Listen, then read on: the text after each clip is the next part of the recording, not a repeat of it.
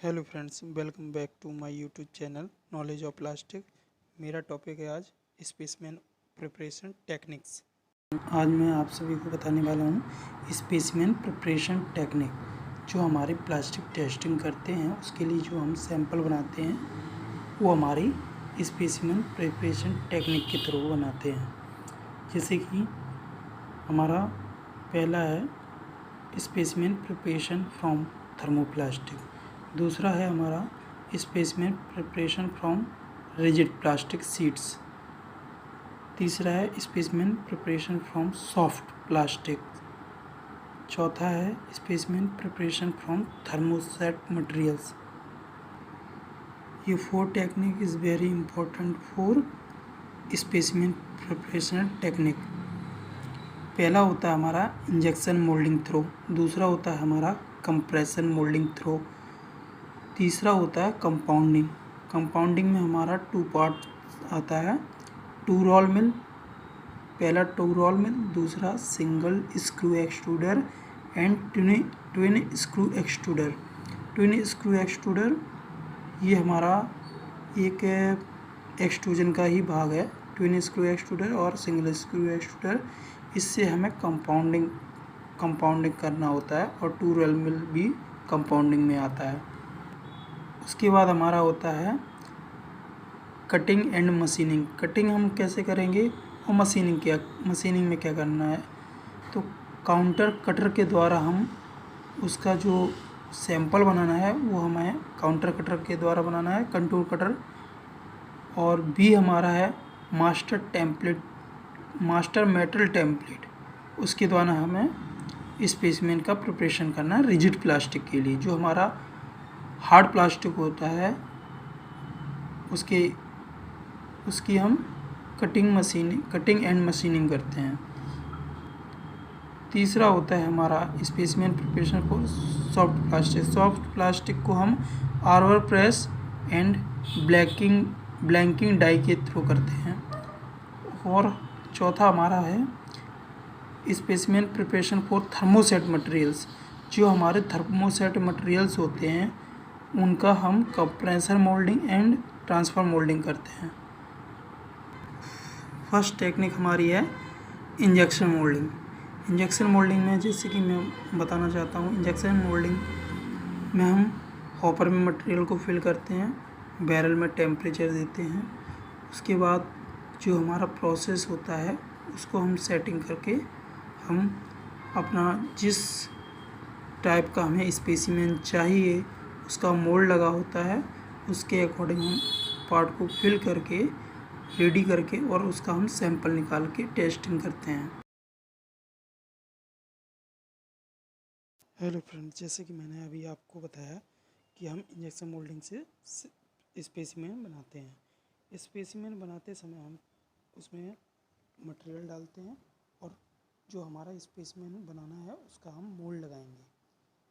उसके बाद हम इस इंजेक्शन मोल्डिंग प्रोसेस के थ्रू हम इसमें जो हमारा डाटा सेट करना रहेगा, टेम्परेचर, मटेरियल का शॉर्ट साइज़ कितना रखना है, जो भी है वो हम सेट करेंगे। उसके बाद प्रोसेस इस इंजेक्शन मोल्डिंग प्रोसेस के थ्रू हम अपना जो डंबल शेप का शेप बनाना था हमको टेस्टिंग करने के लिए, वो हम इस प्रोसेस के थ्रू बनाएंगे।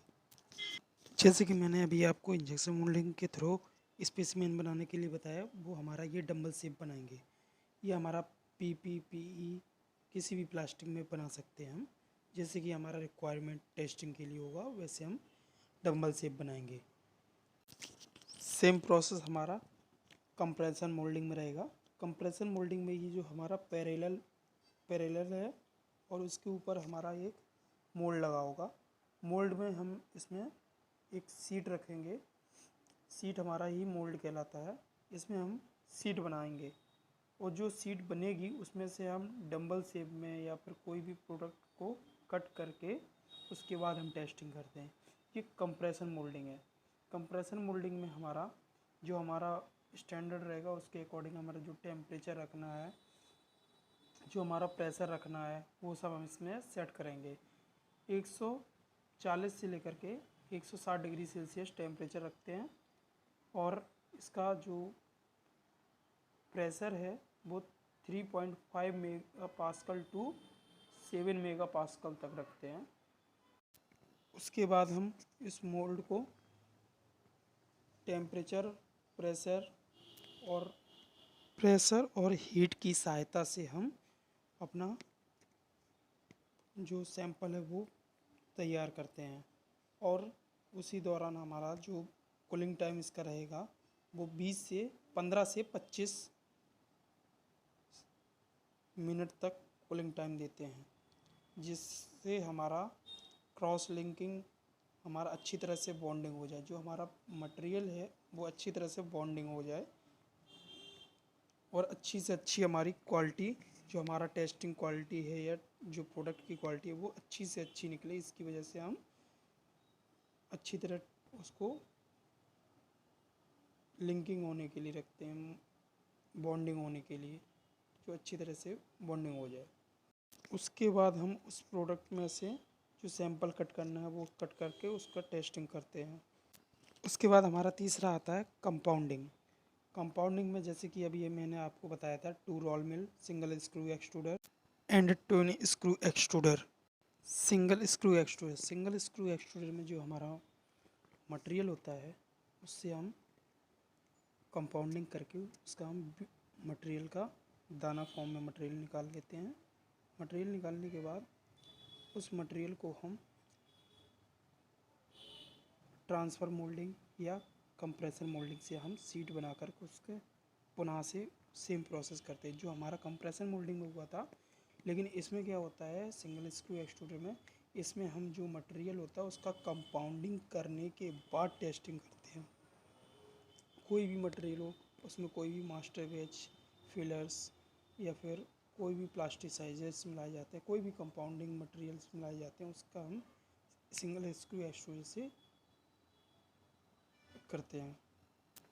इसके बाद हमारा टू रोल मिल में हमारा कोई भी मटेरियल्स होता है, रिजिड प्लास्टिक का मटेरियल, उसको हम थर्मोप्लास्टिक मटेरियल, कोई भी हमारा थर्मोप्लास्टिक मटेरियल बीड्स फॉर्म में या पाउडर फॉर्म में रहता है, उसको हम 2 रोल मिल के द्वारा सीट में कन्वर्ट करके, उसके बाद हम, पहला होता है 2 roll mill and Banbury type internal mixer. इस बी है जो इंटरनली मिक्सर होता है, ये हॉपर से मटेरियल डालते हैं। हॉपर से मटेरियल डालने के बाद ये जो रैम है उसे पुश करते हैं, उसके बाद ये डिस्चार्ज हो जाता है। जो हमारा मिक्सिंग होता है उसको ये कंटिन्यूसली इस प्रोसेस को कंटिन्यू रखता है। ये केजिंग है, 2 अंदर रोटर लगे हुए हैं, ये वहाँ पे एक क्लॉकवाइज एक एंटी क्लॉकवाइज घूमते हैं, ये दोनों अच्छी तरह से मटेरियल की मिक्सिंग करते हैं। उसके बाद इसका भी सेम प्रोसेस होता है, इसका सीट बना 2 रोल मिल से सीट बनाते हैं। सीट बनाने के बाद या फिर मिक्सिंग करते हैं, इससे हमारी 2 रोल मिल से हमारी अच्छी तरह जो मटेरियल मिक्सिंग होता है वो मटेरियल का फिर हम पैलेट फॉर्म में या फिर स्ट्रिप टाइप में या फिर बीड्स टाइप में बनाने के बाद हम पुनः इंजेक्शन मोल्डिंग से प्रोसेस कर सकते हैं, कंप्रेसर मोल्डिंग से भी प्रोसेस कर सकते हैं, या फिर 2 रोल मिल से भी सीट बनती है, उसका भी हम टेस्टिंग कर सकते हैं। जैसे कि इस इमेज में आप देख सकते हैं 2 रोल मिल, एक क्लॉकवाइज एक दूसरा एंटी क्लॉकवाइज घूम रहा है। निप रोल को हम उसका डिस्टेंस से, एक मैकेनिज्म लगा होता है उससे हम उसकी डिस्टेंस को मेंटेन करते हैं। उसका जो गैप है उससे हम कितना रखना है, कितनी थिकनेस रखनी है उसकी सीट की, उसके अकॉर्डिंग हम उसको सेट करते हैं।